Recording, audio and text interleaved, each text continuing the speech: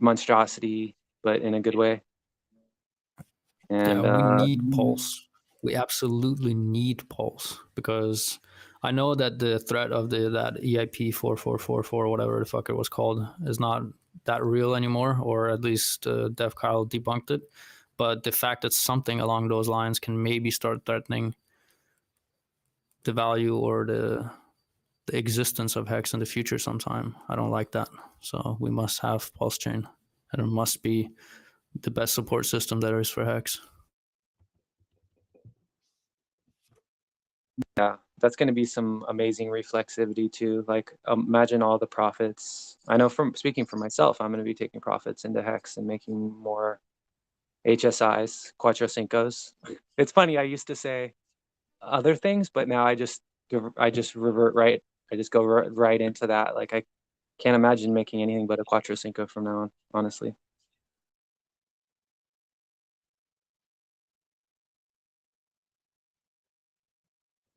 The reflexivity is going to be there, you know, like, it's so exciting. It's, at times it becomes so clear to me, you know, like the implications of what this is and how it all, like, this does solve the biggest problem. Like, Hex is the new savings account, and Hedron and Icosa are everything else in the bank, all the other services.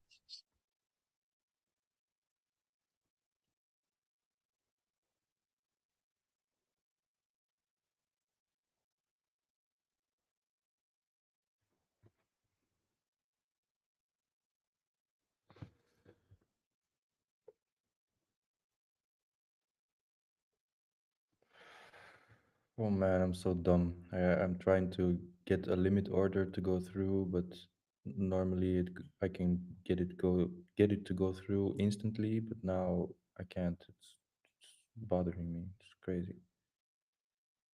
To raise the gas, yeah. Are you trying to do it on Matcha? No, no, no, no, no, no, no, no. I'm actually on Coinbase. I'm trying to convert euros into USDC.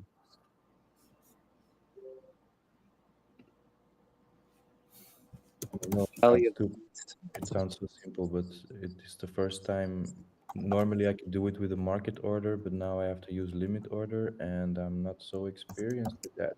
Shit.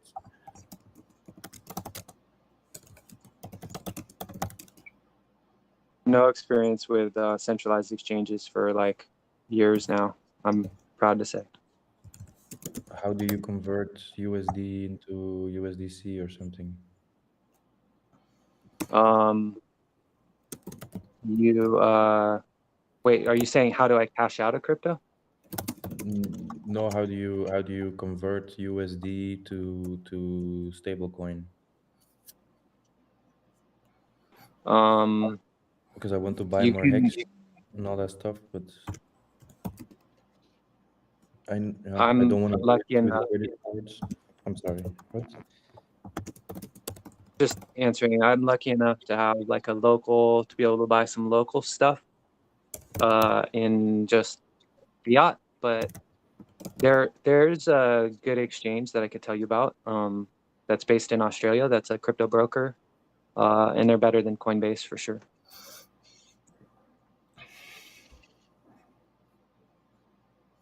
Yeah, it's limit orders only. So stupid.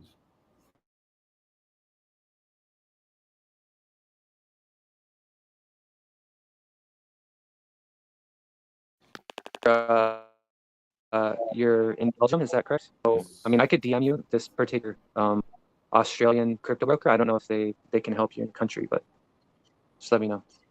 Well, if it's no KYC, then they can definitely help me, I think. Because I'd love It's to go KYC. away. Yeah, I'd love to go away from Coinbase, but I don't have another solution. Yeah, Binance or other exchange. Don't have another solution to go. Yeah, I Is can use credit. crypto.com not offered for you? Crypto.com. I mean, it's pretty trash, but if you don't have other options, it's decent, I guess. I haven't used them They're actually. they're okay. They're just like a little thievy, but if you have some, if you have, if you do need to transfer fucking real dollars into the crypto space, then it's a good option if there's nothing else available. Crypto.com. And it's also KYC probably. Yes, yes, yes. I could do it with credit cards directly, but it's gonna cost me way more. So There's also There's another also another option, option, but but Sorry.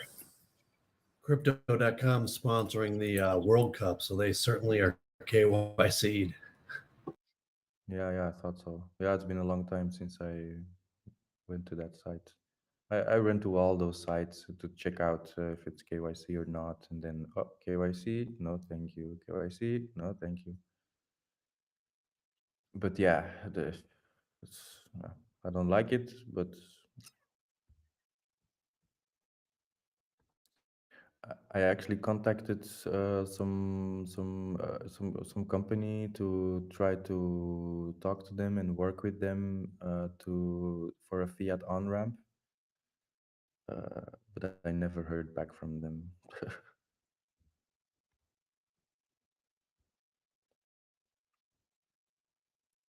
Because that would be really great. I don't know exactly how to do it. Kook also offers services, but I mean, if you want your Oh yeah, information to be yeah. in some African server, Yeah, KuCoin, I also use them exactly. You only need to put in a phone number. actually, that's not true. It's not even going to be stored there because one of the companies that offers services is called, what is it called, man? But it's a company located in Netherlands. You have Simplex, and then you have that other one, Bank, whatever. What is it called? I don't remember. But they have two services. That service that starts with B, it offers services, and it's based off the Netherlands. So maybe that's something more secure for you. Oh yeah. I think I use them Yeah, it's in called Banxa, Banxa. Banksa. Yeah. Okay. No, in the first time years ago when I bought Bitcoin, it was through Netherlands website. What was it called? No, I don't remember. But it's also like 4 or 5% fee. Don't really want to Yeah. mess with that.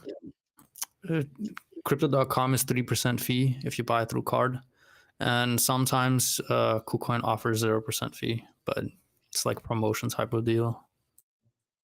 I went to Coinbase because I heard that Coinbase has temporarily botched.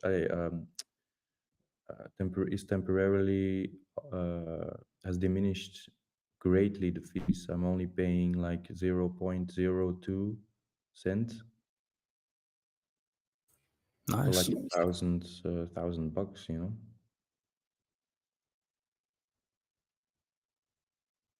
No, that was 2,000. Actually, let me see.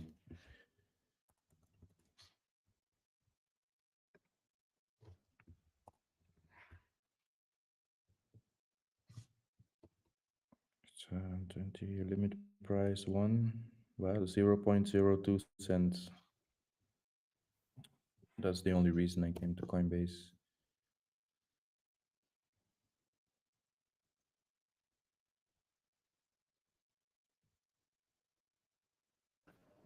Could you imagine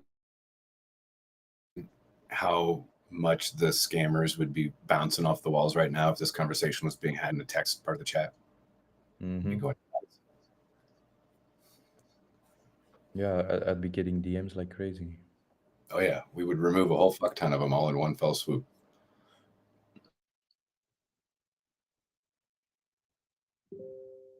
Hopla, there we go.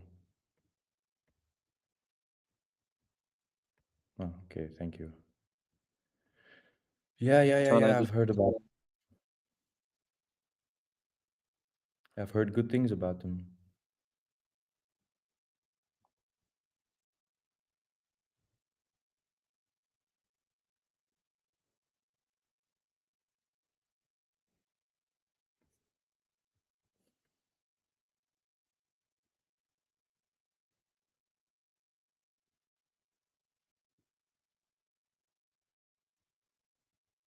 Because now I have to wait for the USD to come down. It's like 1.0036, and I'm at 1.0035. So it's the order has been partially filled, but I mean, come on, it's crazy, stupid stuff.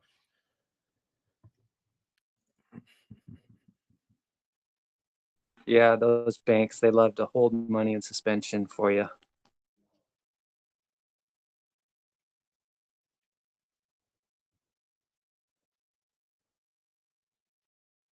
He was very conscious of checks and how long they took to clear. And I was like, that just don't make sense. That's just wrong. It's for your own good, right? Security. Mhm.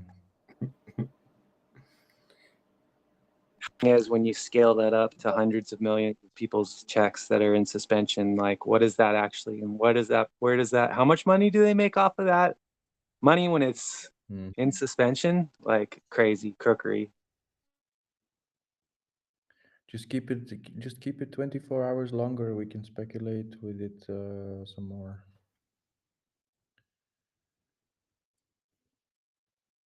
Yeah, we could be like, you ever heard of Pizen?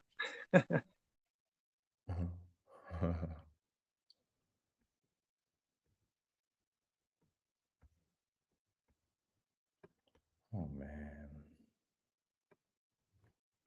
Have you seen Peasant's logo? It's really creative.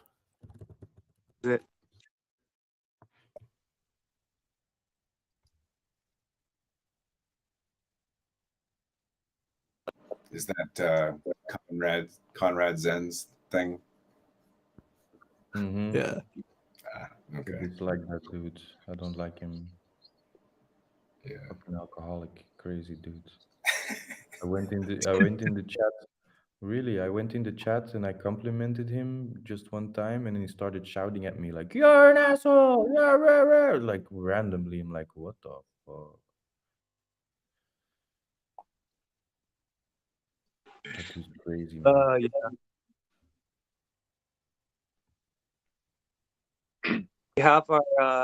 We have a very unique community, I must say.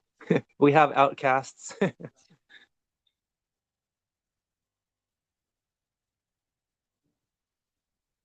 Dude, some people just look like scammers. You just look at their face and instantly know. Yeah.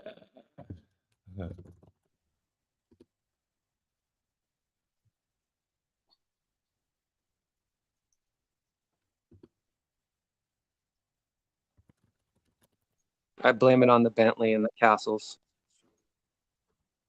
I blame it on the Gucci fucking airplane shit bag. I mean, come on, what the fuck is that? No, the cap, the cap that Richard was wearing from Louis Vuitton. What was that about? It looks like, the in the Netherlands you have the cowgirls. They wore the exact same thing but in white. Also like a hat with He the. doesn't even take himself seriously, so I give it to him for that. He's like, he talks about how stupid he looks and dressing up like a clown, but he's like doing it because it works. Oh, that last picture he posted, where I don't remember the outfit, but he has glasses on. He just reminds me of like Austin Powers, or maybe Austin Powers' cousin or something.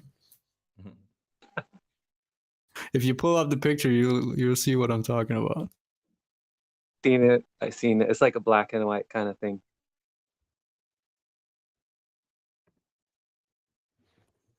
Funny. Yeah, I don't, you know, I got fudded out of RH in the very beginning, and if I didn't, I would have been worth like tens of millions of dollars. So I'm not making that fucking mistake ever again. And it was literally just a psychological mistake. That's it.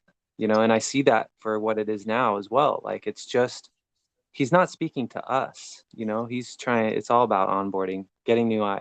That's it. So we shouldn't even look at this ridiculous stuff. It has nothing to do with us. Yeah, don't doubt RH. I say this and I will keep on saying it. Do not doubt RH. If you doubt RH, you will get yourself wrecked. And there are certain chats where I see people talk. I'm not going to say their names, but just the way that they're talking, I already know they will wreck themselves if they haven't already. Actually, they have already. Hmm. Yeah, I hear you. It's because it really is. It's kind of like a way of thinking, you know. And Richard Hart's kind of like the grand master. He's like, bro, this is what you do. Just like listen to me. This is how it's done. Yeah, yeah, I respect him for that. But the plane and the cap, some of the things, some of the clothes, they look really stupid. So funny. One thing's for sure, we know Richard Hart isn't uptight, and that's a good thing. You know, I don't think he has much judgment toward anyone except idiots. As it should be.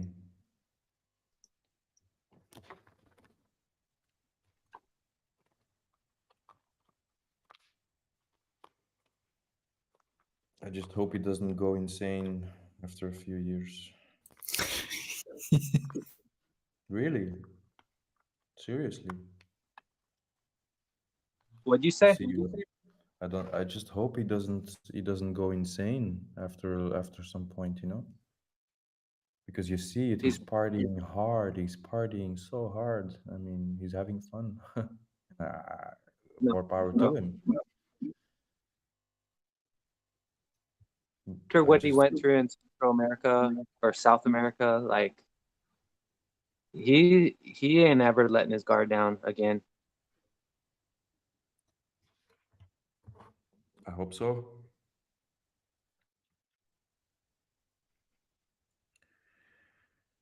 I have some experience and some training. So I told him, I told him in DMs like a long time ago. I told him, if you need protection, if you need some and if you need a team, to help you with that, hit me up. No problem. So my intuition's pretty strong. I'm guessing Green Beret.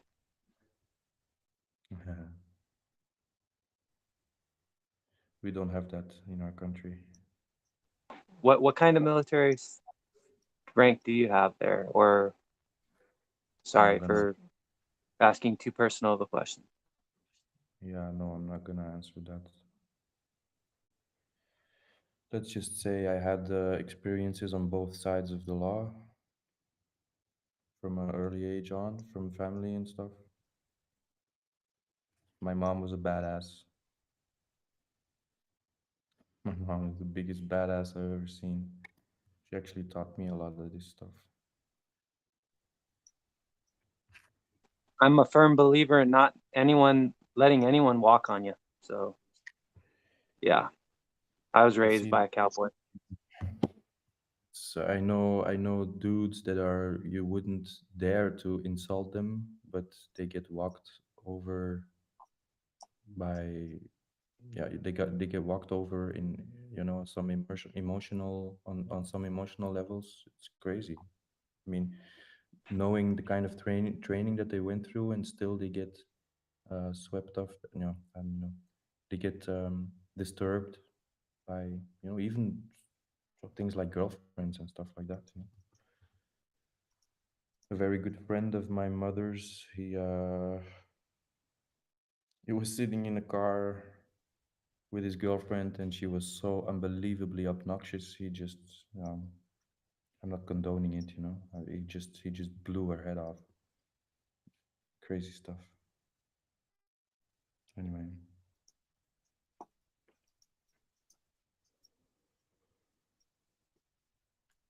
Wide open spaces where there's not many people around for a reason.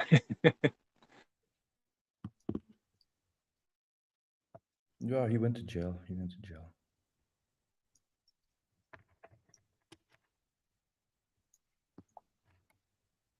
My mom knew some of the military dudes that, the paracommando, uh, sort of like Green Berets, the paracommando that went to Rwanda. They got slaughtered.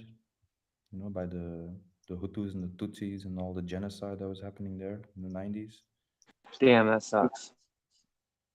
Yeah, we even saw a video that was handed to the family, uh, and they went to the place where they got executed, and just they showed everything, and they gave the video to the parents.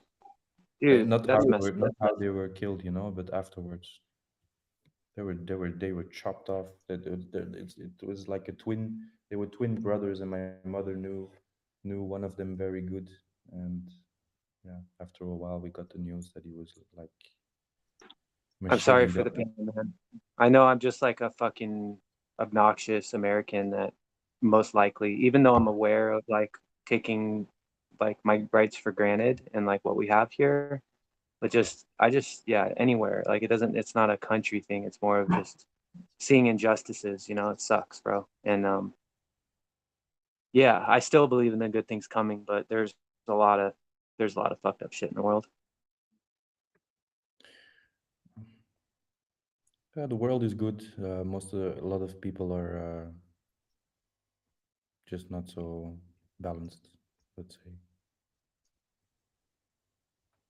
Really what it comes down to, right? I mean, that's where it all comes from. Is like what kind of reality are people cultivating, and what kind of reality supports certain types of cultivation of futures. Like we need to have the freedom to be able to cultivate a bright future. And yeah, I think a lot of people, when their backs are against the wall, they don't have any. Those are the most dangerous individuals when they don't have anything left to lose, right? And so I think ultimately people are just they feel like things are unfair, like, and they kind of are in many ways. So yeah, I think we're going to progress beyond that and have more freedom for more people. But yeah, I don't know. Reincarnation kind of plays into it, I think, a bit as well. So Ooh, reincarnation. I'm a staunch, say, proponent of the idea that all time happens at once. So there's no past, no future, but everything happens at once. So even the past is still happening. It's just now. It's parallel, cyclical, and like that. That sounds pretty right on. it's really neat because if you just follow that, if you just take that structure, that assumption, then a lot of things fall in place because the things that you're attracted to, places, ancient sites, you know, those kinds of things, cultures. Um, I've actually come to realize that some of us have, like most of us, have a parallel lives running into the future and into the past somewhere, and you can actually communicate and help yourself or your parallel selves in those future timelines and past timelines.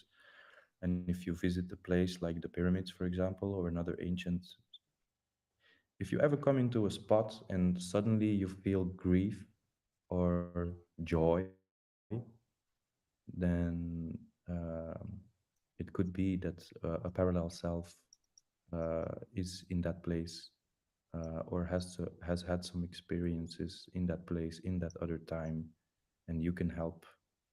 If, for example, just for example, you've had a life in the past, or you're having a life in the past, uh, and you have a lot of fear in that past lifetime because of cataclysms or war or whatever.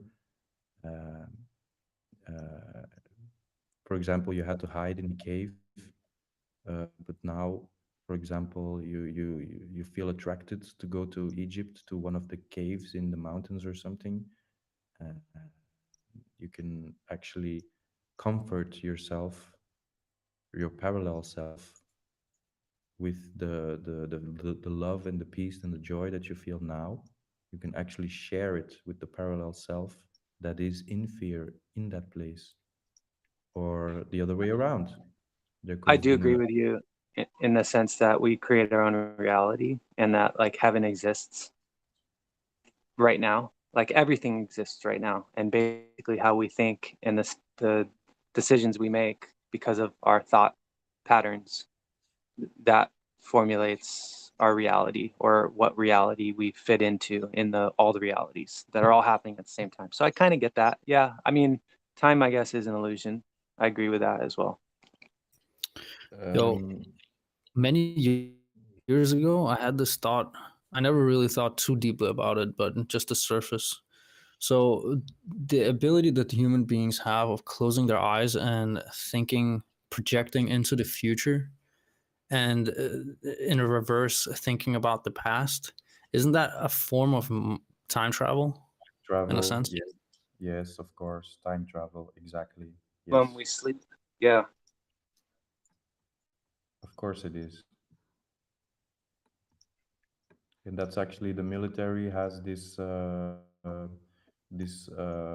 visionary technology that was like Remote it was viewing. yeah, remote viewing, but it's even further than that. You have this device. It's called a visor. Apparently, I can't speak from experience here. It's called a visor. It's kind of a seat and it's kind of a screen, and then you can look into the future or the past, and then through the screen you can actually interact with the past and the future, stuff like that. But I'm What? not talking from experience. So I like to keep talking. I like to keep it to when I say this, because most of the things I say, I try to always speak from experience. Not Okay. What? I never heard of that though. Can you elaborate more on that? well, apparently there was uh, in the 70s or something. There was like a technological invention of a sort of a screen. It's called a visor, and it was like the first form of semi time travel, because you could actually interact with the time that you were looking on the screen, something like that. And actually, afterwards, they, yeah, probably by now they have advanced the technology very much.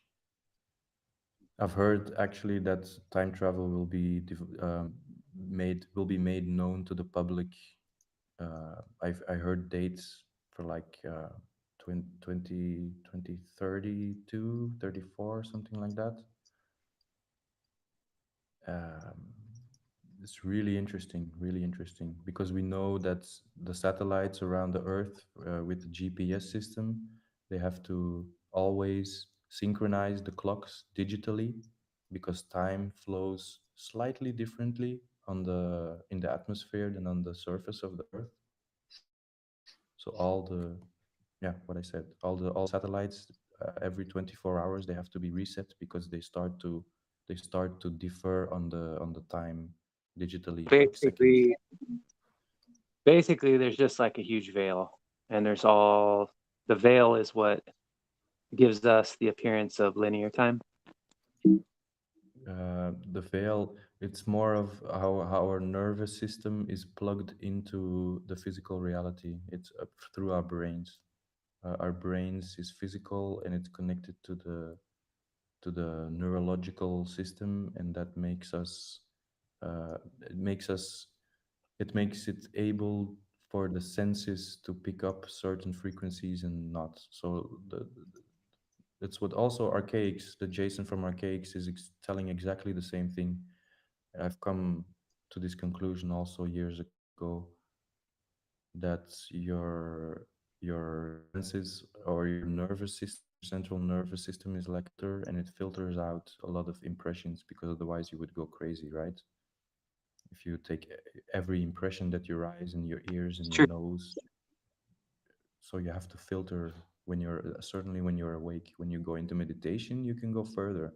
You can extend it. You can extend your senses into the extrasensory perceptions from those senses, like clairvoyance, clear hearing, clear tasting, clear smelling, clear.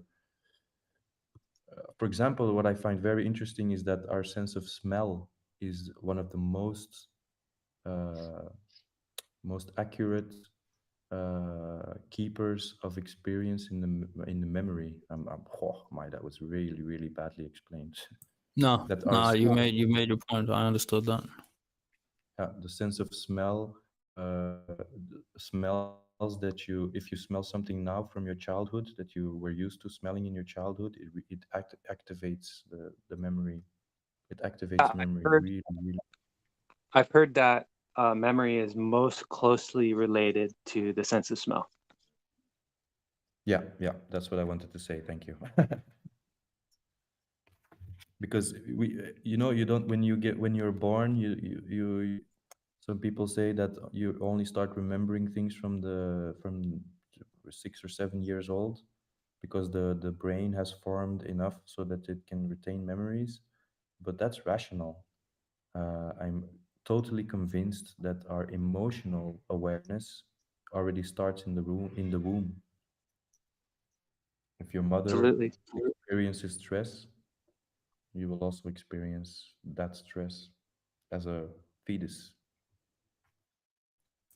Yo, quick question before we redirect the conversation from meditation. What is what are some of your experiences like if a person doesn't have the necessary understanding of how you become better at meditating? What would you suggest? Like a person has never meditated before. What would you suggest to this person if they are I would interested in actually meditating for real? I would say start, sit, if you go somewhere for a quiet walk, or sit down if you can, but walking is probably best.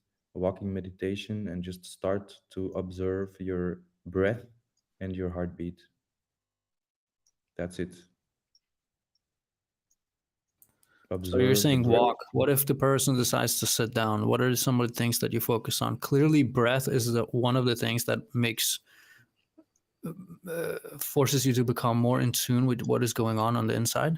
And then what? Yes. Close your eyes, focus on breath. What more? Are there I specific I hand have position that allows you to go into a deeper state of meditation? No, actually, the most important thing in that regard is to just sit down, and sit down in a spot that you feel most comfortable. And the spot, you sit down in a spot that you, yeah, just make yourself as comfortable as possible. But at the same time, I always had the urge to to be to facilitate the best form. So I always, not always, but most of the time in meditation, I try to sit straight up with a straight back so the energies can flow freely. But it's not mandatory, because in the beginning, when I started doing that, I started to become aware of the tension in my back. It was like a thick metal plate in my back, and it started to pull and hurt, because that was still a whole lot of fear and all of the unknown stuff I was holding on to. So that's why, but I kept on plowing through, because I knew that was the best possible position for me to get the most benefits out of the meditation. You can sit and lie down however you want. Just be as comfortable as possible. And then the next thing is to try to stay awake, because when the frequency raises, you're going to fall asleep. The personality will say, I'm out of here. think And that's, myself, I'm just thinking like with my meditations, like I feel like the best thing I've been able to do in regards to meditation is being able to understand that the thoughts that I have aren't me, and that I can I don't have to avoid the thoughts that come into my mind, and I can let them yes. go as easily as I let them come in and not hold on to them. And then eventually the thoughts stop coming. That's good. That's really good. But a lot of people say that that is meditation, but I beg to differ, because that's just still the first step. The quieting of the mind is the first step. When you quiet the mind, you give yourself the opportunity to descend deeper in your feelings. But a lot of people have so many trauma in their feelings that they just run away. from it, or they start to But yeah, daydream, fall asleep, or yeah. whatever. For myself, I'm like I actively pursue that state, and I try to stay there as much as I possibly can because I see like then the veils break down and I can see the correlation between everything, not in words and not in like philosophy sense, but in just like the feeling of understanding how it's all just perfect and it all just connects. That's So I think that when I think about these things, is I always try to think about the masses of people who have dedicated their entire existence to this practice. So anything that has depth to it usually comes with different layers of introduction. So maybe the first introduction is to understand, like Rich said, that you're not connected to the majority of the thoughts that are actually scrolling through your mind like every single day.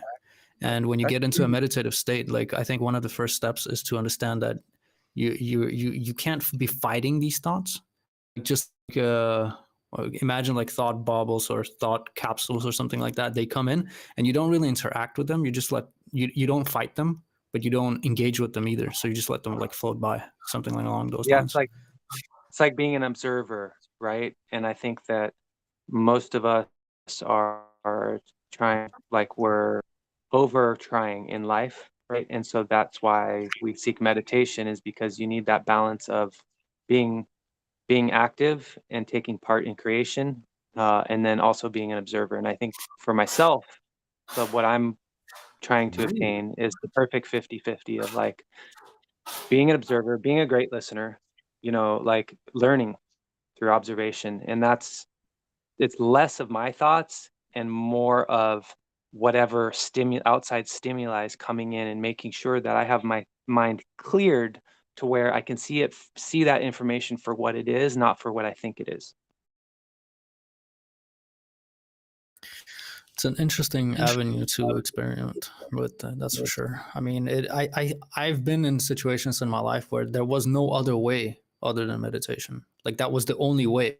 That kind of got me personally introduced to the idea that at a certain point, a person just reaches this this moment where if you do not meditate, then you just can't get any further in life. Like you just have to, and then you stop.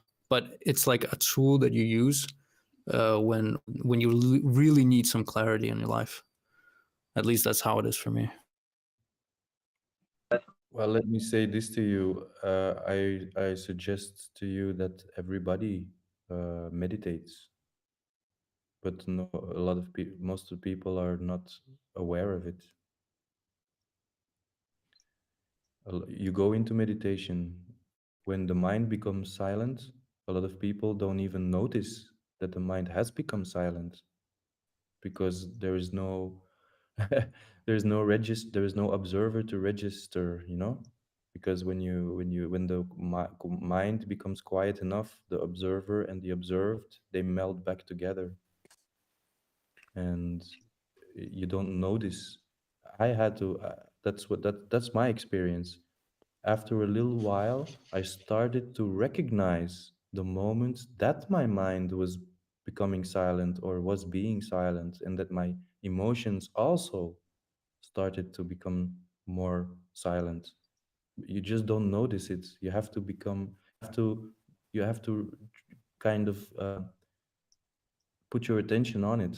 You have to kind of, because you won't know a lot of, yeah, you won't notice you, because when the mind stops, when the thoughts don't bother you anymore, they just go, and you don't grab them anymore, you don't grasp at them, then the feeling world becomes much more enhanced, and Uh, in one feeling is like a thousand thoughts, so in one feeling, when you come into connection with your true feelings, there's a whole lot more information that becomes available, and then you has can So any even. has anyone been forecasting the yield that could be happen? At Like which point? November the 3rd, at any point, like a zero amount of yield that at least will be burnt a day, like 1 billion units to 80 billion units at least, or because like 80 billion units would increase the pool size to 310,000 Icosa, I think, or something, plus the 41,000. Has anyone been like?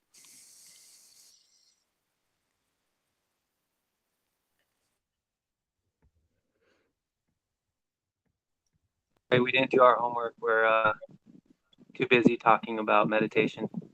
Talking about it, bro. Okay. Yeah, that's executioner's expertise field. He could Don't answer throw you. me in there. I'll throw you my expertise would be this. You are 100% guaranteed yield as long as you're staked, and you're guaranteed 0 yield if you're not. There you go. I could have told you that. I mean, the only fantastic increases that I'm looking forward to is just like the auctions. Since you don't know exact amounts of what exactly is going to be burned on any particular day, especially since there's so many variables, right? How many people can actually put auctions into default to where within 1 0 UTC period are you able to actually quantify any amounts at all? So I think that what people have done is they went through from pretty much 0 to maximum, which leaves you the largest array of numbers. So it's not even concise in the slightest. So it's really tough. And honestly, Hamish, I was kind of waiting for you to be like, has anyone done this? And then you'd like maybe. Well, I over. kind of have with the data, but it's just Yes, that's what I was instead saying. of kind of like Yeah, no. on topic stuff instead of that will help you now, buying Hedron, staking it, and being able to get yield rather than talking about dreams and stuff. But Well, I mean, if you just kind of have yeah. to do what you did, and you know that, you just kind of have to just put the brakes and kind of interject. And I don't think that anybody is going to be scoffed about it. We'll just continue on after that conversation. Because it's an interesting thing that's about to happen. People are kind of like only getting this, if you're screwed about 2 Icosa a day, and soon that's gonna, if 80 billion Hedron get burnt, that means that you're kind of earning 18 Icosa, and that's just with 80 billion Hedron. So Sure. yeah. How many trillions, how many between billions and the maximum of trillions are the potential to be burned? A lot, but I'm not like a kind of like a moon boy on it because it's going to be a little bit of an honesty test to see if these actual T shares actually go. Like they actually might not. They might sit there for a bit. I mean, if that's why I'm projecting, kind of like at least 80 billion or 50 billion, not trillions a day like people are. Sure. I think that the only thing that you can do is if you had, or if there, I'm sure there's other places to find out, or just going through the drone of all of them and finding out when they were actually turned into the contract so you knew which ones were going to actually be hitting the default page on the 13th, then that's where you'd have to start. And then the 14th, you would have another data set that you would collect data from. And then the 15th, 16th, so on and so forth, that you would have different derived numbers from each particular day. And then you would have to just probably, if best case scenario, what you do is you don't break down the data much further than that, because that's when you actually start having all the variables affect your data sets. So you don't really want to do that, but you can if you have a really good general understanding of the variables that will affect you, and you are very good at psychology and the mentality of the timings that people are available to actually do the processes. And since we don't have the front end to know about the complications or how easy it could possibly be for people to make decisions, then it also throws another erroneous variable at it. Say that you wouldn't try to go there further into the data set. So you'd pretty much stick to exactly that. How many came in on the 13th I mean, on the first day to end But- to default on that 13th, and then extrapolate your data per daily value just off of that alone. And that's what I tell my guys how they would do their stuff when they run data sets. Yeah, because the platform's a bit like an exchange that it does daily volume, like Green Market Cap now, and so we're not expecting, you know, it might be 50k a day or something on those two shares, which triggers into the buying back the burning. Mm-hmm. But Yeah.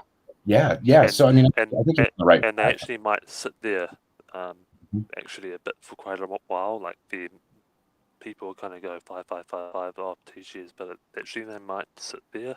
They actually might not get sold, but yeah. Yeah, who knows?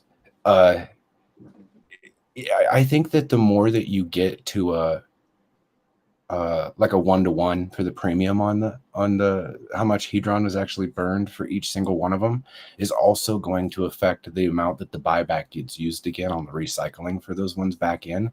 So that might even change. There might actually be a definitive secondary cycle too. So that way you were able to figure out your first 90-day cycle between start and then your next I don't know what you would say, I guess your next 90-day cycle for when the next buybacks are actually start coming in from the 13th on, then it's really 180-day cycles in what I'm saying instead of 90-day cycles. So then your data will have to change, and then more variables will be added at that time as well. So if you can find an average, and then you're the one that has the data set that is scattered, right? And then has an alignment too. Yeah. So basically, that's just some people are putting up bar graphs and stuff, but the bar graph doesn't show you anything. So you just do a linear scatter and put a trend line through it, and then what's happening is that you've got not accurate info. Yeah. The Icosa payouts being affected by random variables like obviously the TC rate increasing, that's causing less Icosa.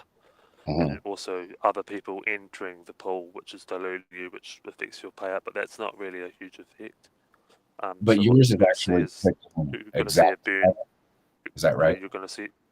Oh yeah, my one's the exact every day. Exact. But you're going to see a reversal where the burns start to come into effect, and then it's going to change that trend. Yeah. So maybe some of us should be leaning more on what data that you have for the average, and let's just say fuck the majority of the variables, honestly, because it's just you don't want to be shooting in the dark so much. As you can see, the accuracy of the data looks like a shotgun blast. I've seen your charts, right? It's not a laser beam. It's not as definitive as everyone would like, and even Alex would say that as well. It's dynamic. It changes daily. You could never really be able to put your finger down on exactly what those things will be. And I think as he develops the front end, that he's going to start being a little bit more honest about those things as well. Not to say that he was ever dishonest, because that's not what I would be suggesting, but being real with people and being like, this is how it is, right? Like the only reason why you'd be able to have an average in the first place is because of that seeded liquidity. That's it. Wow. So I mean, yeah, like you probably have, since you are actually putting in daily accurate data, and that's exactly what it looks like to me. Then you probably are into it just as much, if not more, than Crispy, how he does his data. And I haven't been watching it daily like that, I guess. So I would say that maybe you would have the more accurate understanding of where it's important because this is going to be the next attraction, because what I do see is that I see, you know, you might be earning that seeded to Icosa a day or whatever, so what? But soon that on a conservative level up with just 80 billion burnt, that could, you know, 8x you, and then that's going to attract people into the form, hey, look, I can get 10 or 20 bucks a day. What do I need? I need Hedron. I can stake it for this APY. And so that's going to bring bring the users in. Mhm. So I mean, is that kind of where you're at right now? Is that you're doing a daily value, so it would kind of represent your chart too, hopefully, or somewhere. Yeah, so what you're seeing is you're seeing a negative trend, but the trend's getting weaker. Mhm. Because obviously the payout's positive, not negative. But I'm 7 days behind. I didn't allow the first week because the pools weren't fully were being increased all the time. So I'm up to day 64, 5, I think today. Of 7 days behind, but on day 90 you're going to see, or day 84 for me, you're going to see it go from 2% spike up, right, might go up to like 60% off chart, and then you'll have a new trend forming, which is random as well, which is what Alex was saying. This is random because in Hex you've got constant yield, Right. 666 or whatever, and then this is going to be fun because the yield, you might have a day that you earn 10%, you might have a day that you earn 100% more Icosa than pip the pass. It's going to be kind of like fun to see. So that's why I've been doing these graphs to see the randomness in your yield. But Well, then you're going to be the guy with all the alpha too. I mean, when it comes to those specific types of things, and we can call it alpha, call it whatever the fuck we want. I mean, a majority of us don't really care for that type of title, I guess. But in all seriousness, like, we kind of need guys like you that are doing these things that I don't want to use the term nerd out on it, but find it very fun because it is very important, like you said. I mean, this is people's money. Thank you, Hamish. Yeah. I agree. Thank you, Hamish, for all the stuff that you get into and that you look at. And sometimes I think you bring like a different, higher level of mental thought into the fray sometimes, and it leaves people guessing what the hell you're saying. But I think for the most part that you bring a heck of a lot of value with putting the microscope on things. And I think you're right. It is going to be a hell of a lot of fun, isn't it? But maybe we can be able to even try. I don't want to try to manipulate people, but in some sort of way, let's like brainstorm like good ideas as to why we would continue to use the buyback function. Why would we keep feeding these things in there? Why arbitrage that feeds the HSIs into those functions for higher yield outputs are things that we want to try to keep continuing to go on until we know that it's not advantageous to actually do any longer, because I don't know, the share rates moved up by 100,000 by then, and we're just like, dude, you just buy that shit, right? Just buy it. You don't have to get involved with the rest of it. And then the yield at that point in time, it just, if I would imagine that if the price of Icosa was $610 after a 500x, that when you get one of those a day, that you're still be fucking happy. Like even if minimal amounts of hedron were getting burned, because I mean, if you think about it, the success rate of it would suggest that there may become a time where there aren't enough people that are staking enough hex with enough T shares because they're harder to get after you get past into the B shares and maybe even further past the B shares into the M shares, that there just simply isn't going to be enough hedron to burn. And then the prices of these assets should reflect the same situation, get more and more expensive as more rare that they get, meaning the protocols that we're involved in are going to be like gold mines because it's the only way that you can actually get that asset. So maybe somehow we market a good, a situation to keep like maybe the reasons why feeding the monster to give us all better payouts is thing. And then focus on those things, and then we'll talk about the rest of the data as a reflective effect of it. Find a deal But yeah, on the HSIs, sell them back into the Icosa contract, trade Icosa for hedron, and do it again. Right. So then all those people that we're telling that to, and that we all have that generalized understanding, when we hear something like, and I'm not shitting on any protocol, so let's not go there, guys. But as far as like Poly getting involved to compete, but then the general understanding that their intention is not to use that buyback function and put them back in, and they're actually diluting our fucking pools of yield. This other erroneous third party is coming in and vampire attacking our yield. What if something was to be created like Poly, but would just take all of that and recycle it?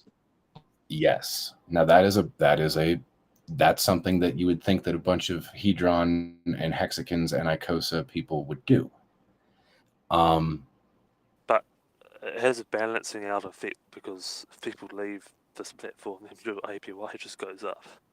Like if people leave your That's okay. staking yield, your APY goes up, so it has a balancing out effect. That is true. So yeah, There is not really negative externalities when you get down to the nitty gritty of it. So I can't argue with you there. DJ, do you need a cough drop? Do you want some? You need help? We will send you help, sir. Hey, I didn't realize my mic was on. Sorry.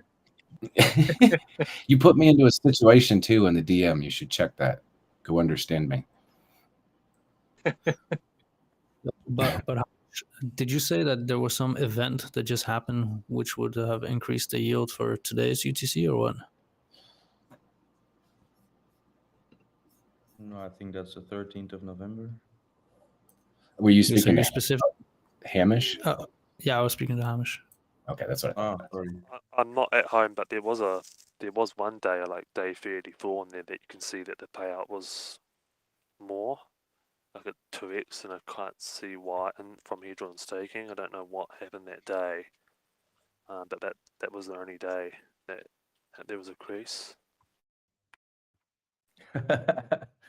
I'm rich. How did it happen?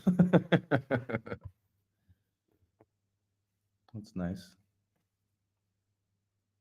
I mean, I just assumed like the reason why yield went up that day was maybe because there were auctions that were going on that we weren't paying attention to, and more was burned at those times. Maybe more HSIs got turned into the buyback function at that time, and then they didn't stake their yield that they got. They left it liquid. They thought Unless about the SA burnt stuck something, because there's been people haven't been able to see the Hedron DAP to see liquidations at all. Oh there's yeah, been because you stuff said in there. day 34. You said There's day been 34. There's Since been stuff going. Yeah, there's been stuff going in there, so the SA might have been having to buy them, because yeah. Oh. Yeah, that could be a response by the SA to do the benevolent thing.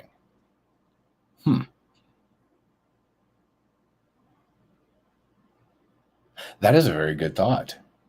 That's a very appropriate thought too. Yeah, if you fuck around, you find out.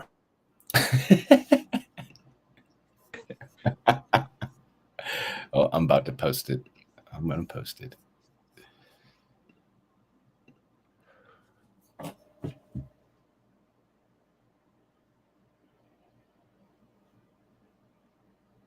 Yeah, let us not forget about the benevolent factor.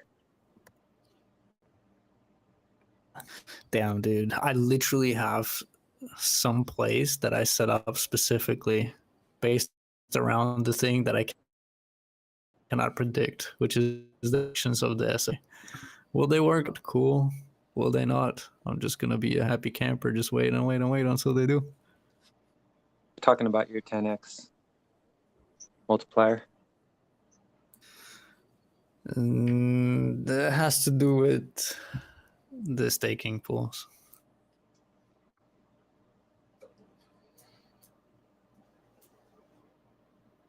Because the way that I thought about it like this was when people were like, why would people stake in the Icosa and the Hedron pools other than just having something else to do with it?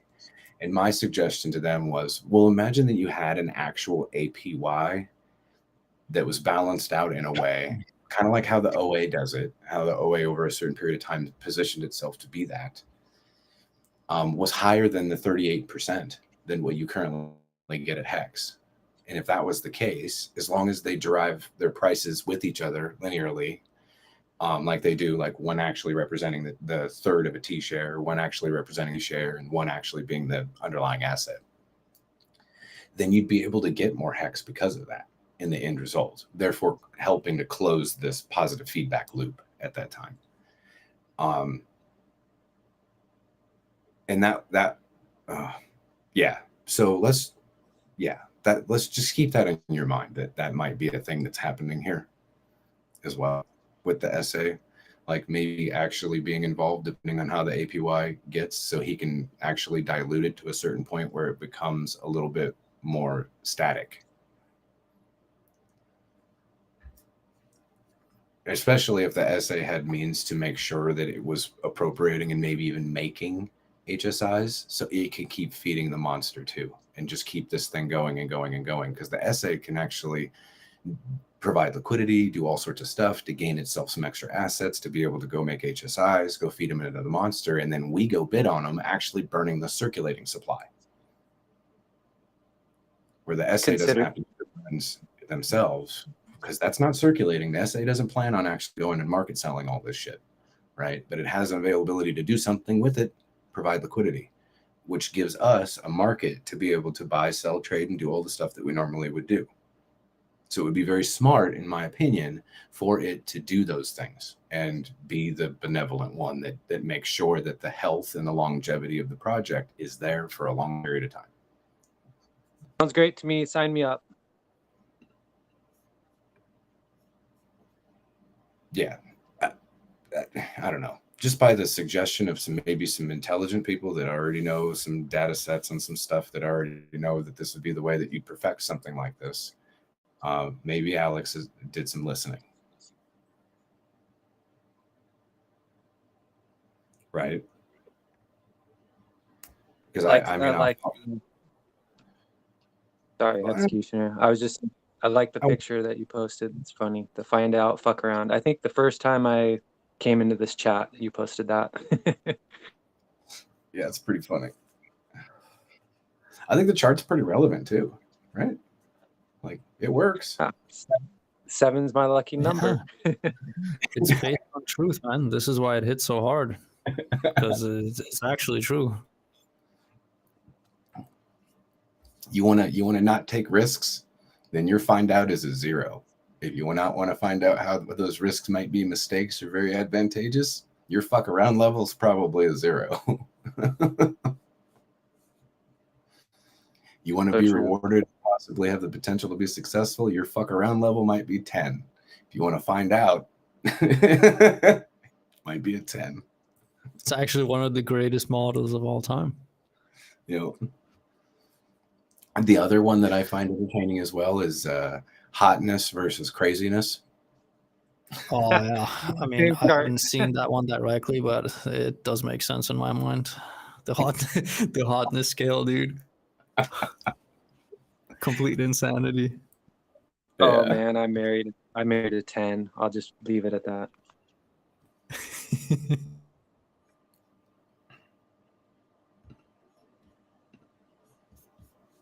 But yeah, going back to the SA, dude, I think that the SA is just like this very friendly, wise creature that rewards people who have the ability to remain patient.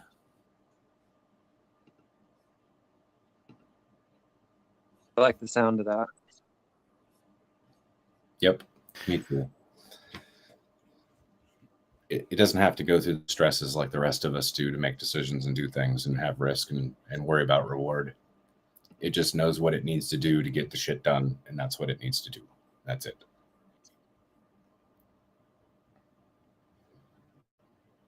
I'd say we've had a smashing fucking success, in my opinion, just based off of the numbers.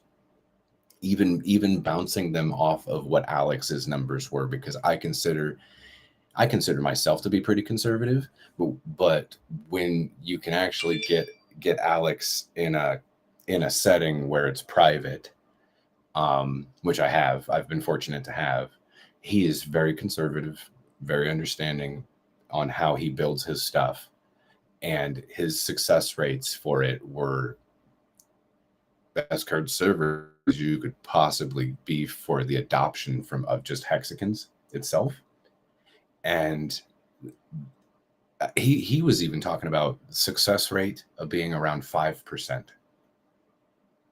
A generalized risk. Wow, A that's generalized, amazing. yeah, generalized risk profile of on the cusp of being worried and not worried was 5%. And within the first couple of months, we were already past 30 some odd percent adoption from all hexagons.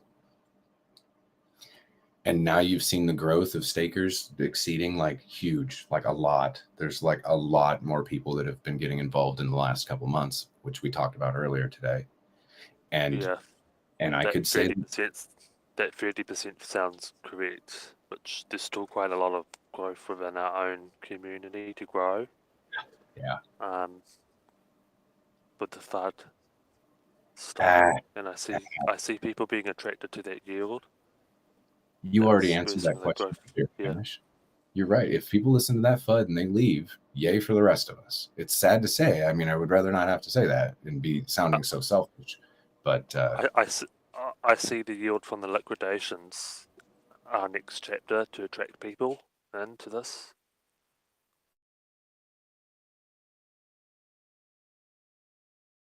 Two shares are on sale. yeah, I'd have to agree that that is the next level event, and there's going to be a lot of eyes on this when it happens, when it all goes down, especially like do you you said, guys it starts do coming you in. guys think there'll be like more of the same more HSIs afterwards, after like being made again?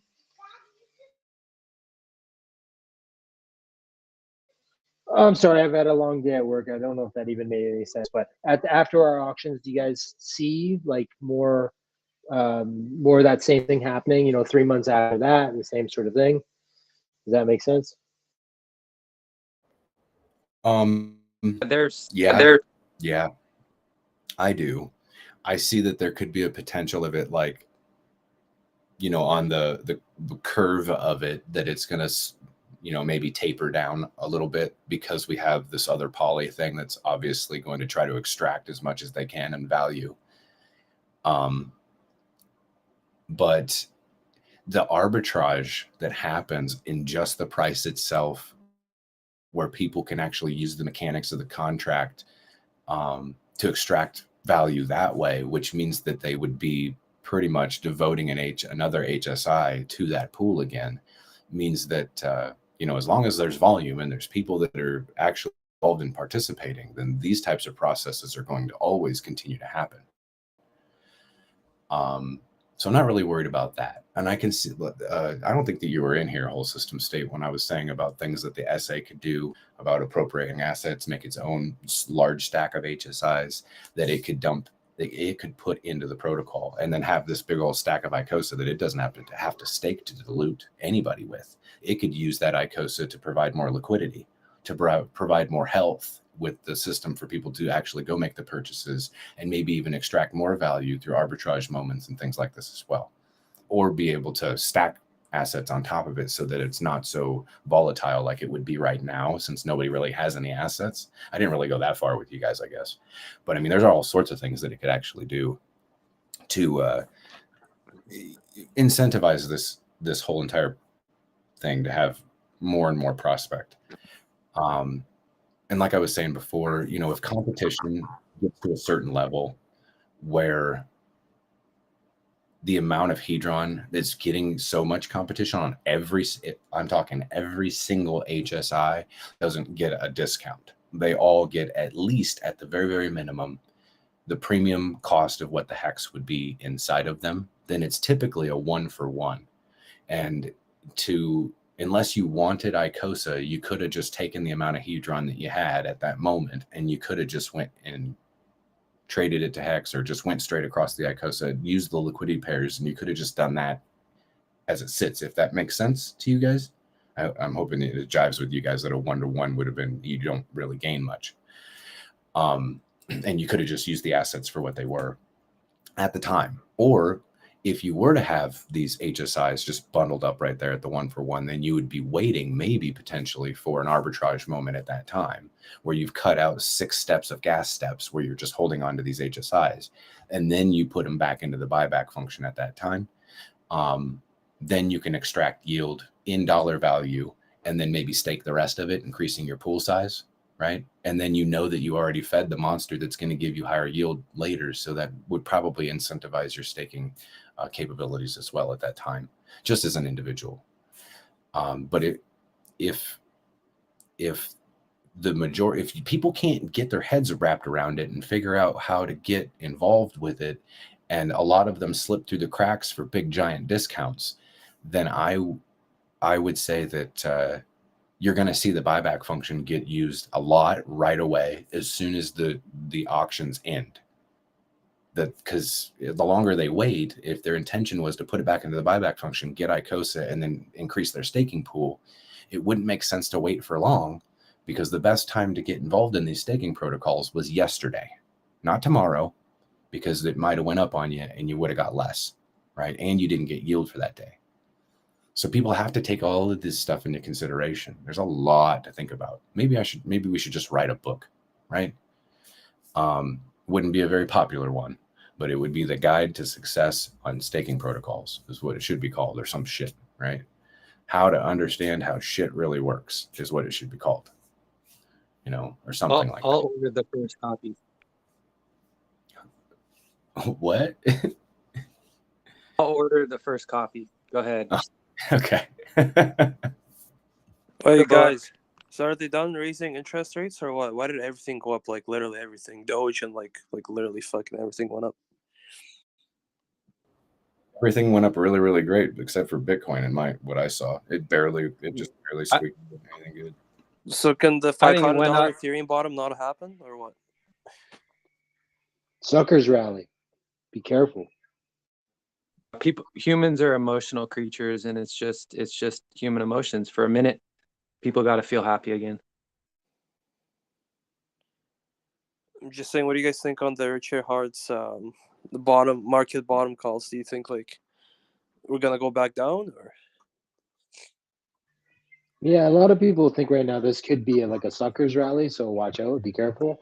We'll have to see, right? Myself, excuse me, I don't think it looks too good. I mean, I can see where he's coming from. But what about that Hex liquidity thing that got updated? Like, there's a lot more people apparently willing to buy now higher prices. Like, do you think this would keep Hex at 4 cents if people put that liquidity I thing think I'll chime in here if I may. I think we're gonna go sideways with Hex, maybe a little bit up. I think Hedron's gonna front run it. I think the rest of the market's gonna fucking take a shit. Like Bitcoin, Ethereum, right? And all eyes are gonna be on us, and it's gonna be the perfect storm. And there's gonna be an altcoin rally because they pretty much bled dry.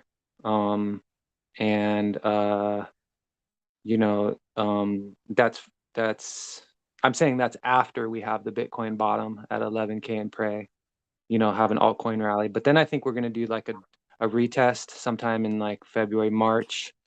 And that's when Pulse will be released, when the retest is in on the bear market bottom. Who am I to say? Interesting. I myself see a little differently. I see Hex going up right now because behind the scenes, maybe we got whales buying in anticipation of this auction coming up and trying to get into these pools and getting their percentage up. I think that's what's happening myself. I'm kind of nuts. So don't listen to me. No, I mean that sounds yeah. plausible. Is there some metrics that you've seen that will actually delineate between HSIs and regular stakes? There's got to be. No, Yeah. I haven't seen any kind of metrics or nothing. I just know that every time that big money comes in and just make it, they just take from us. So I just see that happening myself. For some reason, I just see the potential in this event coming up with Hedron, Icosa. So I don't know. I just like to live conspiracy-like and think like this. So that's how I see it. I mean, overall, I think you're probably going to be right, but I think there's going to be some that slip through the cracks, and I think a lot of people just aren't aware of it enough. But you may be right as far as like, I don't know. I may.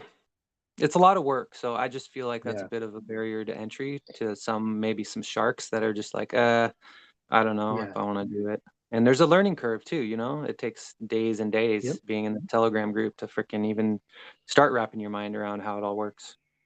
Yeah, I like to dig a little too deep sometimes into things, so maybe that's what's going on right now. But hopefully, I'm wrong, right? Yeah.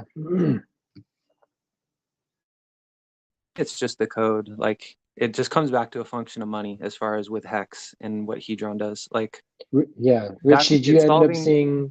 Sorry to cut you off. Rich, did you Oh, see that's okay. Hexo's show today?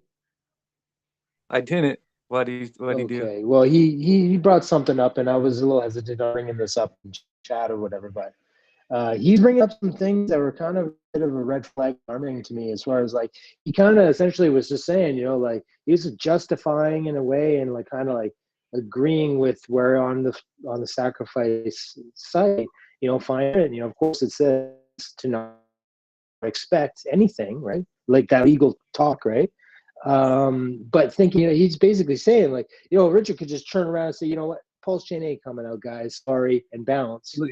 And he was saying he was acting like is that he going to would happen? support that. No.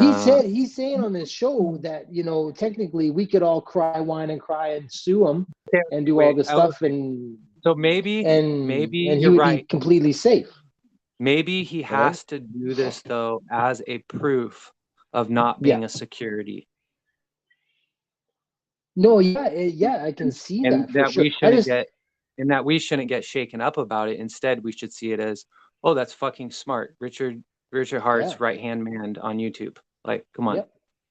Yeah, insulate. And I shouldn't right hand man. Like they're independent of one another. It's just that, you know, I don't know. You freaking can't. Hexo is just that perfect personality where it's like you love the guy instantly, and he gains your trust right from the beginning. So I'm glad RH has him, and I think he would do everything that's in the good interests of the Hex community. Yeah, absolutely. But I don't know, the way he was saying it, he would just like, I don't know. I can't just morally, you know, if Richard did that and he's just making it sound like, yeah, I guess so. Like we're, oh well, and I guess we'll all just deal with that. And he's just gaslighting people. Yeah, he's probably just fucking with everyone. What does gaslight mean? Gaslight is like to intentionally get somebody all riled up by knowing what it is, what it takes to get them riled up. So let me. I'm bad for that. let me put context to something real quick. So today, I was not exposed to that video and those people and the words that they spoke.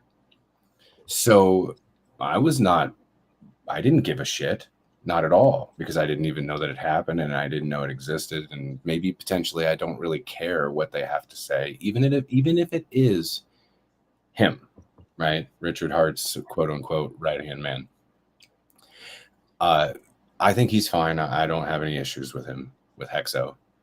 But in the reality of it, when we were notified about what a sacrifice is and having the opportunity to do that and sacrifice for the freedom of speech, sacrifice for the freedom of movement, and all of those types of things, and having no expectations and already being explained what the Howey test, it's kind of like it was an education for things that you are definitely going to have to listen to. So that way later on, when shit seems like whatever you're hearing may sound funny, that you already had the education that you needed to not be all crazed when you heard stuff being said. Because it is very, very serious, extremely serious. And you know what? The reason why it's serious is because it is people's money. Regardless of the sacrifice and the points and the pulse allocations and all the rest of that stuff, when Pulse Chain goes live, that's people's money then too. And that's what it's all about. The whole process of the whole damn thing. So don't let those exposures that you open yourself up to have to be worried about.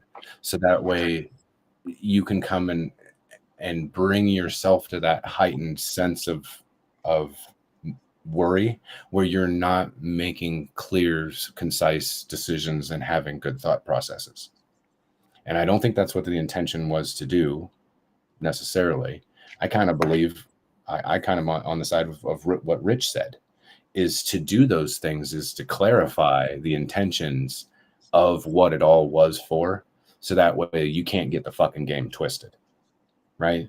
Even scare people if that's the case, for those that aren't aware of what they had done and the reason why you would do it in the first place, right? That's actually beneficial for all of us to actually have it happen the way that it happens. Yeah, it's almost like he's testing his team, right? Or Richard Hart's team, and he's testing us, and he's like, I'm going to throw something at you, and you're going to show me your true colors. And like, if you get shaken out of the team, then that's good, because we're going far, and we don't want a weakest link. Yeah. I But wouldn't like, be what too. guys? I don't understand. What shaking out are you guys talking about? You're talking about the pulse sacrifices. No one can sell their sacrifice or anything. Everyone that sacrifice, all you do is just wait. Doesn't matter what videos you watch. Like, you just wait. Like, what decisions can people even do? They could sell their hex Oh, okay. for the copies. They could sell any of the other shit that they're doing because they think that they're going to get an advantage for all of this other stuff that they're getting involved in. Shake the fucking tree, burn it down. To call it a WhatsApp, burn that bitch, right? All right. I wouldn't be too concerned about it, man. It's a good, Yeah, it's maybe that's or whatever, but it's not like shocking to the core. Come tell me that I sacrificed my money for this. When I go talk to my accountant, he shakes his head like a motherfucker too, and I have to sit there and explain it to him, right? So it's not surprising. So it's not like these types of comments are gonna shake my fucking tree. Like, nah, no worky, sir. Right. Good Yeah, night, guys. I I'm gonna think go to bed. Yeah, thank you. Gonna I wake don't know. up I just to kind of read it. 5-cent hux tomorrow, 6-cent hux. No, I'm kidding. Right. Good night. Take care, brother. Yeah, thanks. Yeah, I don't know. I just kind of look at this like again. I like to dig too deep sometimes. I think in life, and that's an issue I think I have. I don't know. It just seemed like it was almost like trying to let us down easy, guys. Right? Like, and yeah, it just didn't sit too well. Just because like. Hey, Rich, I couldn't support somebody like that, man. You couldn't take billions of dollars and support somebody that does that and be like, well, it was a sacrifice, whatever, like, no, you took our money, man. Like, hey, Rich, Wealth, do you want to Yeah. share your story with the whole system state about the what the fuck happened to you when you got shook out of the tree that one time and how a disastrous decision that was? Oh, this is going to be good. You're talking about how I got in a day with Mexican? When you got fudded out of the whole Richard Hart thing. Yep. Yeah, that sucked. Oh, And so long story short, same kind of thing, same kind of like scenario time-wise, is close to the bear market, right? A lot of altcoins were already popping, I think, before Hex was released. I was in some good ones early on, and I decided to pivot out of like almost like thousands of dollars on as day one. So yeah, I don't make that mistake. So I don't second guess Richard Hart anymore, because he was right 100%. And I say that after studying everything, all of his videos, just like Jim Rat, like watching them over and over. And I watched a lot of those videos from the very beginning. But yeah, there's second chances though, and that's why I'm here. And Hedron and Icosa are definitely a second chance. And Hex even has, like, it's going to be better than Bitcoin in my opinion. And like, it's like getting in, it's still extremely early, and there's like this next bull run could actually outdo what Bitcoin did in regards to its diminished return from its first bull run. So, and that means huge things for us at Hedron. And I know this is like moon boy talk or whatever, but yeah, I'm a pretty intuitive person, so I'm here to win. I'm here to win. $54 baby. I knew about Richard Hart before Hex as well, like really early. I just kind of like knew of him, and then he started to do streams, right? His live streams, and I never watched any of them or knew about Hex or anything at that point. And then I was in a community called Bankroll um, on the Tron side. You might have sounds like he's heard of it, right? Yeah, yeah, And one of their admins, because what happened is I started to actually watch those streams. I started to go and listening to Richard, right? And one of their admins from this bankroll community on Telegram convinced me at that time that due to the candelabras and the gothic look to these videos and how he dressed and all this sort of jazz, that maybe this guy might be into some dark stuff, right? And Oh, I actually bought into it from the like just the visuals of these videos and just how he looks. I went, oh yeah, I can kind of see that. Yeah, I better go buy some, In a way, something in a something way, else. Yeah. yeah, in a way, Richard Hart uses that as a way to FUD people out. Like if Oh you're gonna yeah. have if well, no, I mean in the sense that like in the good sense of like Right. of Another do you test prejudge almost. people? Do you Yeah. judge a book by its cover? You know, Right. can't do that with Yeah. Richard. Yeah, and I learned that the hard way because then I went to lose tens of thousands of dollars and whatever bogus whatever it was, but yeah, I try not to like dwell on that and like look back and then thanks bankroll community. I just that one hurts, but we're here guys. Oh, yeah, the future's bright. Just like just don't get in your own way. I think that's the most important part. Just get in and stay for a while. Yeah, absolutely. Yeah, I'm always my worst own enemy. So thanks, guys. Yeah, I mean, we live and we learn. There's many different ways to get wrecked, and it's very important to get wrecked. But if you're still in the game, dude, it's just a matter of time before you can actually, get back the lost opportunities or make much more. Yeah, learn the hard way. Yeah. So thank you. Yeah, thank you, brother. It's just like, yeah, I mean, I failed so much, but that's the only reason I'm successful in whatever way I think I'm successful in.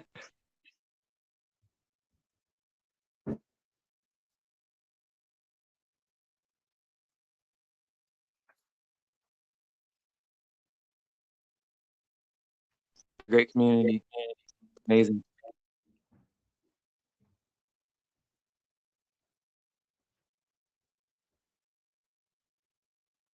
Cup and Just handle still in play. just asking out of curiosity, who in here has not been scammed yet? That I would be one that has not ever been scammed. Never been scammed. I got scammed once in RuneScape. You guys remember that game? Yeah. I shared my account with some retard, and then the next day I wake up, my character is naked. Fuck. But that was a great lesson, man.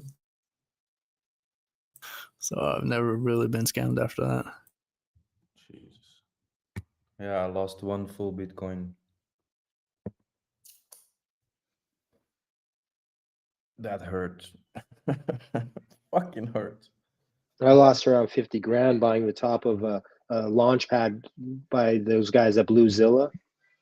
I don't know. Oh, That one hurt.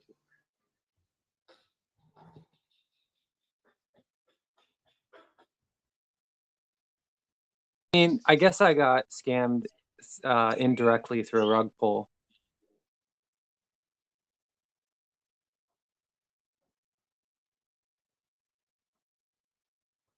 I played around with DeFi when it first came out. Man, that was crazy. That was like the Wild West. There was so many ideas getting thrown around. Gas fees were like through the roof, but there was like so many projects doing doubles, triples, and every day.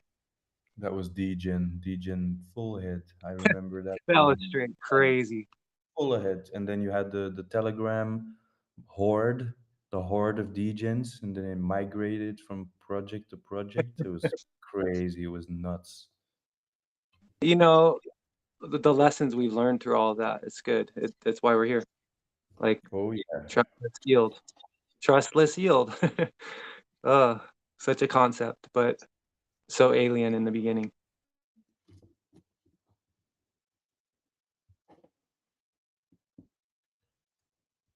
It means a lot to me to be in, you know, a product that has so much substance and so much insight into why it was created and technically how it's created through like smart contracts and math. And you know, it's really freaking money's a fucking big problem, so solves the biggest problem.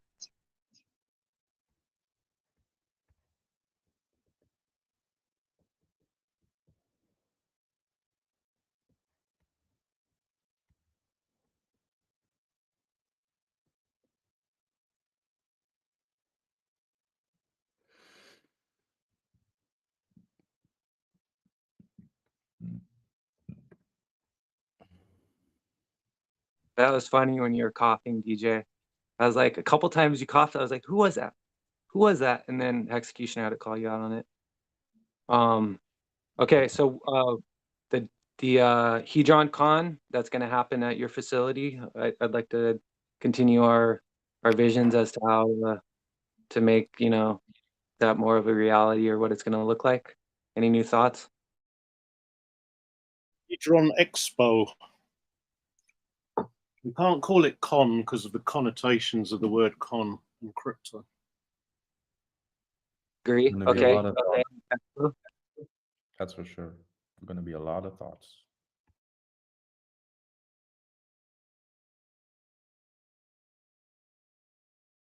Can we have a tree, like maybe even a fake tree? I don't care, but like in the middle of this particular thing, or up somewhere where maybe it's not inconvenient to have, and then we have like,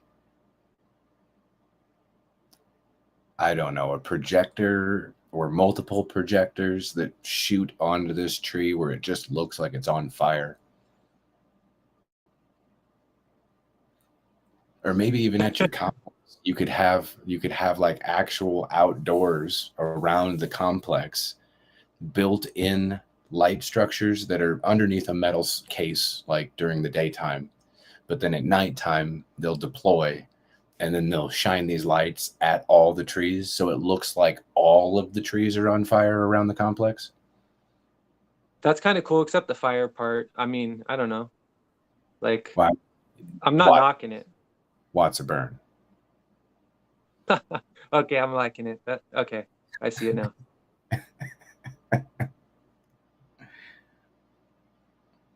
I don't know. I'm just tossing ideas around. It's simple. Like, I mean, it takes a little bit of money. Simple, and it would make an impact. It would be cool to watch. Like, people would just come over and be like, "What is that? Like, what are they doing?" Are you saying along the lines of having an event where you can't enter unless you burn the Watts in front of whoever lets you in? Oh, what if we made like a QR scan code that they'd have to agree to terms and conditions that you know, we'd let them know that by scanning the QR code with your wallet that it's going to burn one of your Wattses, and it'll give you a green check mark if you're allowed in. Yeah, but the event has to be worth it. You know, it has to be And some sort of. You let's walk think. through you walk in the trees. front door, and then you walk out the back of the facility, just like it was the back door. The front door was the back door, and they're like, "Thanks for coming." The ultimate troll, dude. Oh, sorry. I should not be so fun. I was going to continue and say it could be the fire Watsas, like whenever they're burned, it could be connected to the blockchain, and it could be some sort of like light show that happens every time one's burned. Yeah, kind of like putting the flags at half staff when something serious happens, somebody important dies.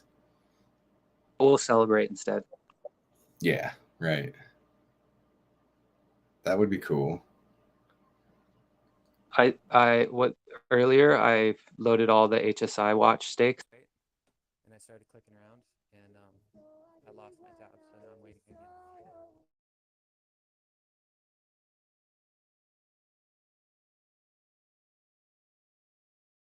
He had a phone call, as you can hear the music that lightly played over him as he was muting himself on the phone.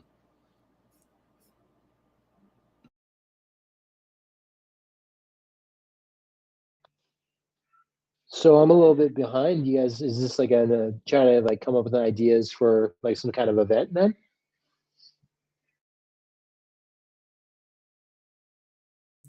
Nah, we're just trolling around, playing around with the idea of what we could do to make people burn their Watsa NFTs to increase our own Okay. yield in the pool. Yeah, okay, that makes sense. Yeah.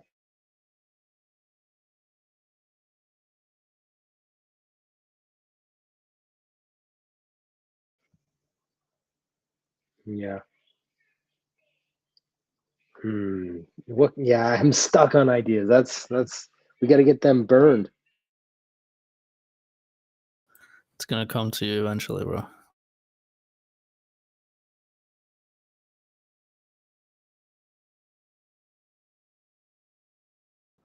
I got it. A 10% discount coupon to your liquor store. No? About a gummy bear. A gummy bear. Lap dance from your local transgender something creature. Creature. From your creature next door.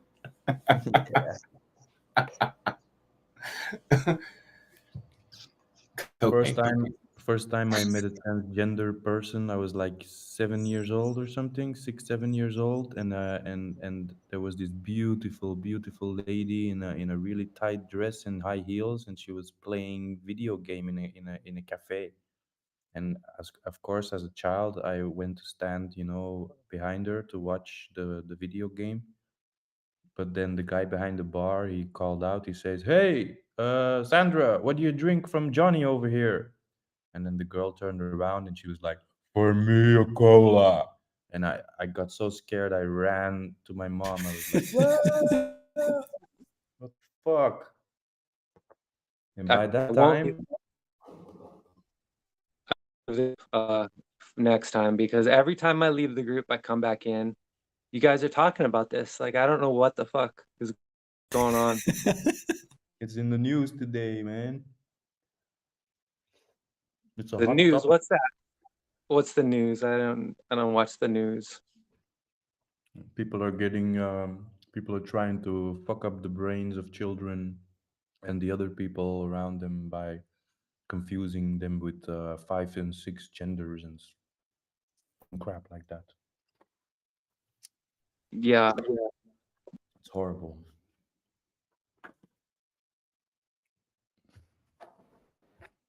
I just finished laughing from Rich's response when he came back in. That was good. I mean, it was a bit uncanny. I had to say something. I thought it was odd that it picked back up again. I was like, oh shit. Wait till Rich comes back in. And that's why I laughed so. Oh, okay. I wanted to tell the story before, but the topics changed already. So Yeah, this was when we started talking about flat Earth. Java, where are you? well, actually, we were talking about when a person has no experience with meditation and how to begin. That was the question. That was a good question. Yeah, I have too much fun sometimes. I'm a really serious person most of the time. Yeah, most of us are much too serious most of the time. Too much of the time.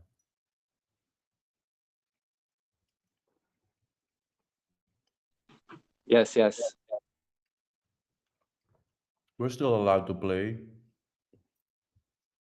That's the most important part. Once you learn the rules, then you get to break them. Yeah, what's the difference between shit and diarrhea? Bruh. Water absorption in the intestines. Wrong. Second guess. I like how you're so egalitarian about it. Wrong. No, there's only one right answer. What was the answer? I didn't hear it. The answer is with diarrhea you can gargle. That's nasty, dog.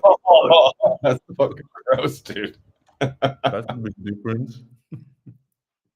Oh shit! I'll remember that. Hey, did Hex pump today? Nah, Baby can. just a little bit. No. Yeah, Pumping, I heard people. technically pumping for Hex is a double. So yeah, those days will come back. Yeah, but I think that girl maybe she went out on the street and started, getting people to buy more Hex.